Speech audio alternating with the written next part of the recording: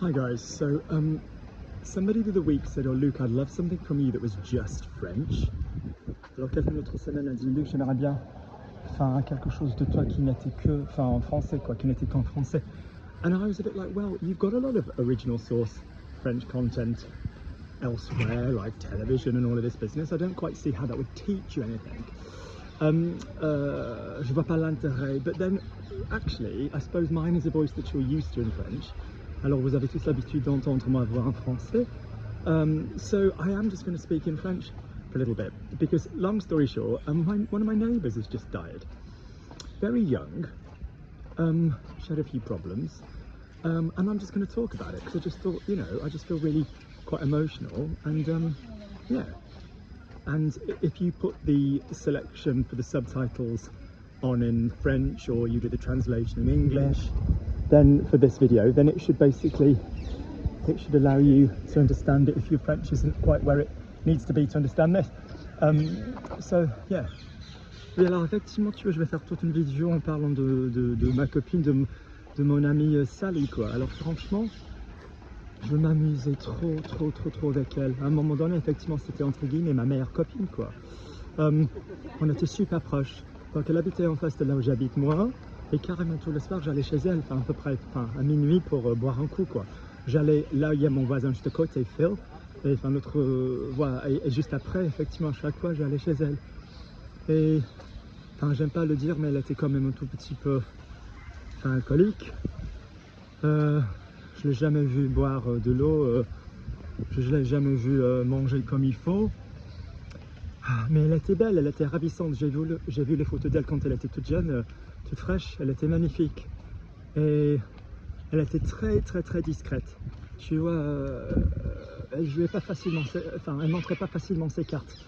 Je savais qu'elle a eu deux maris, mais oui, elle n'arrêtait pas de rigoler chaque fois qu'on était ensemble.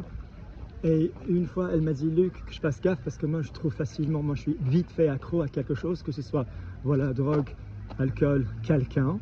Et à un moment donné, elle m'a même dit, ouais, Luc, tu vois que je fasse gaffe parce qu'un jour, tu seras plus là. Et j'ai dit, non, je suis toujours là pour toi en tant qu'amitié, quoi, ne t'inquiète pas. Et c'était une relation très saine, parce que tu vois, elle était super capable de, elle me citait, tu vois, de la poésie, oui. Et tout le monde, j'aime pas être, méchant, mais la femme juste à côté, Gwen, la voisine, putain, mais c'est une méchante, quoi. Elle est grincheuse, elle est, tu vois, c'était de l'harcèlement pur et simple. Celle qui avait la maison de Sally avant Sally, effectivement, elle est morte, elle est décédée. Et 2-3 ans avant, alors Gwen, c'était de la persécution. Mais franchement, elle a harcelé cette pauvre femme. Avec Sally, c'était la même situation. Elle disait tout le monde que c'était une gitaine, que c'était une ancienne péripatéticienne, elle prostituée. Tout simplement, et son argument, tout simplement, était, voilà, qu'elle aimait bien tout ce qui était liquide, voilà, elle payait en liquide, quoi. Parce que le mec qui venait toujours, nettoyer les fenêtres, à chaque fois qu'elle lui donnait de l'argent, tu vois, en liquide. Et ça, c'était son seul et unique raison pour justifier cet harcèlement. Ce harcèlement. Et, aspiré. Et, oui. Et un jour, j'ai invité l'autre voisine chez elle, parce que je pense que son chien était mort, voilà, son chien était mort, voilà, le petit Charlie, et après, elle s'entendait beaucoup mieux. Et c'était à ce moment-là, il y avait une espèce de rupture entre moi et Sally, parce qu'elle avait tellement peur de se faire disputer, de se faire harceler de l'autre, que voilà, elle m'a un tout petit peu, pas forcément rejeté, mais c'était, c'était pas bien, quoi. J'étais très déçu. Et voilà, à chaque fois que je la voyais, et il y a 3 semaines, elle m'a vu, effectivement, j'étais tout au milieu du parking, là, derrière ma maison, et elle a dit, Luc, et elle a dit en anglais, je te le dirai en anglais parce que c'est quand même quelque chose d'assez spécifique, elle dit, ouais, Luc, tu te souviens de moi? À un moment donné, j'étais your partner in crime, et moi je dis oui, c'est vrai. Et elle s'est excusée. c'est ça qui est super puissant. Elle s'est excusée, elle a dit, ouais Luc, I'm really sorry. Et j'ai dit, non, ne t'inquiète pas, il n'y a rien à excuser, il ne faut pas forcément t'excuser. Si, il y avait pas mal de choses, mais à cet âge-là, à quoi ça sert? À quoi ça sert? Et oui, c'est juste ça, elle a dit, Luc, at one point I was your partner in crime, wasn't I? Et moi j'ai dit oui. J'ai dit, viens chez moi, tu vois, que tu viennes chez moi. Voilà, passe aux oubliettes tout ce qui s'est passé. Oui, et elle était tellement seule, c'était putain, mais, enfin, solitude à donf, quoi. C'était, et tous les jours, je passais pour sortir de là où j'habite, je dois passer devant sa chambre, ça pue les clopes, ça pue toujours les clopes.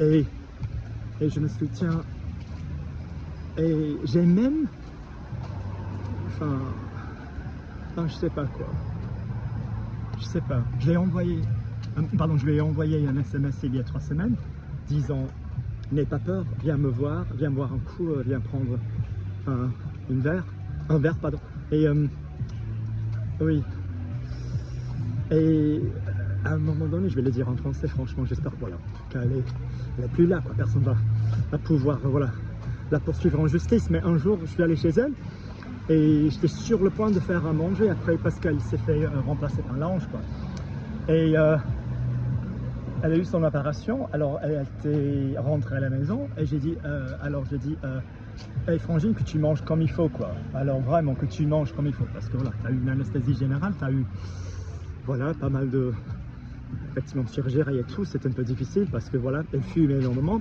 elle picolait énormément, elle buvait, machin, elle sniffait. Donc j'ai dit, ok, c'est mission, vitamines, protéines, voilà, on va manger largement comme il faut. Et j'ai commencé à tout ranger, alors elle suivait la cuisinière et tout, et elle dit, stop, arrête. Et elle a dit en anglais, there's a perfectly good line of coke.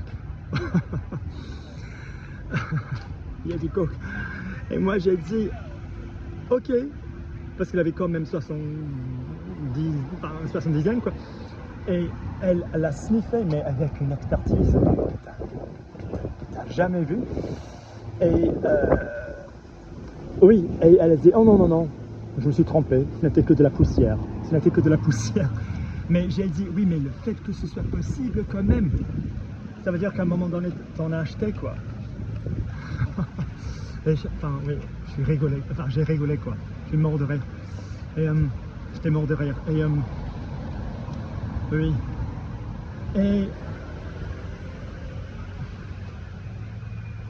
Et ça m'a appris 2-3 choses. Ça veut dire qu'à un moment donné, c'était la beauté de tout offrir, le geste de soutenir quelqu'un, bien qu'il soit difficile, bien que ce soit quelqu'un de très difficile, parce que ça aussi c'est beau, parce que tu donnes pas forcément pour recevoir.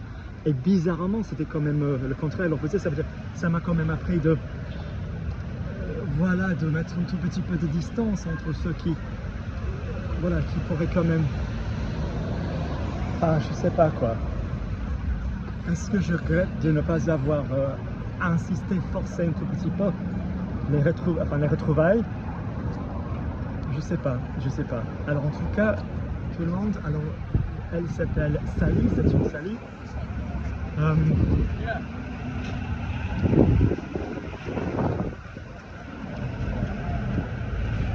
Et le problème aussi, c'est que il y a tellement de personnes qui la connaissent, et j'ai tellement envie d'en parler parce qu'ils vont, mais je ne veux pas non plus que ce soit au moins pour 2-3 jours, parce que sinon ça fait un tout petit peu potin, quoi.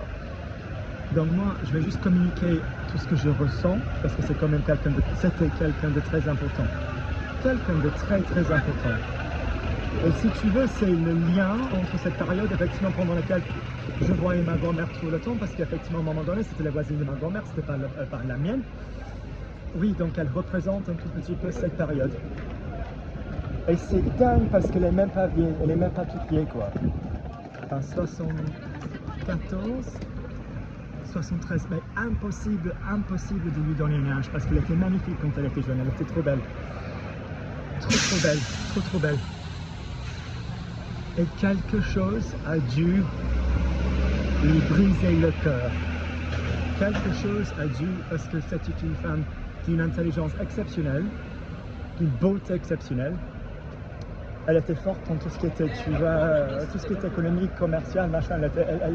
Elle avait, pendant les années 80, voilà, elle avait plusieurs boîtes, machin. Elle m'a dit à un moment donné qu'elle s'habillait comme un mec. Elle m'a dit, tu as cravate et tout, justement pour... Voilà, elle a dit qu'à un moment donné, elle a dû se comporter comme un mec pour justifier sa présence, quoi.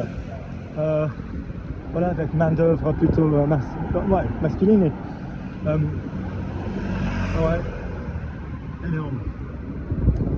Et petit à petit, j'ai commencé à la voir. Et on a commencé à sortir, elle a commencé à se maquiller, s'acheter pas mal de fringues. Oui, et on a commencé à sortir, quoi. On a commencé à sortir, boire un coup. Oui. Et il y a 6 mois, un de mes potes, Tom, c'est le gérant du supermarché du coin, il a dit, hey, can you tell your friend she needs to behave herself? Alors tu pourrais dire, voilà, ta copine qu'elle se comporte comme il faut, quoi. Et moi j'ai dû lui dire, alors malheureusement elle est plus ma copine, quoi. C'est plus, pardon, ce n'est plus ma copine, ce n'est plus mon amie à cause de ce qui s'est passé. C'est dingue. Et j'ai bu j'ai pris un café avec ma voisine Jill.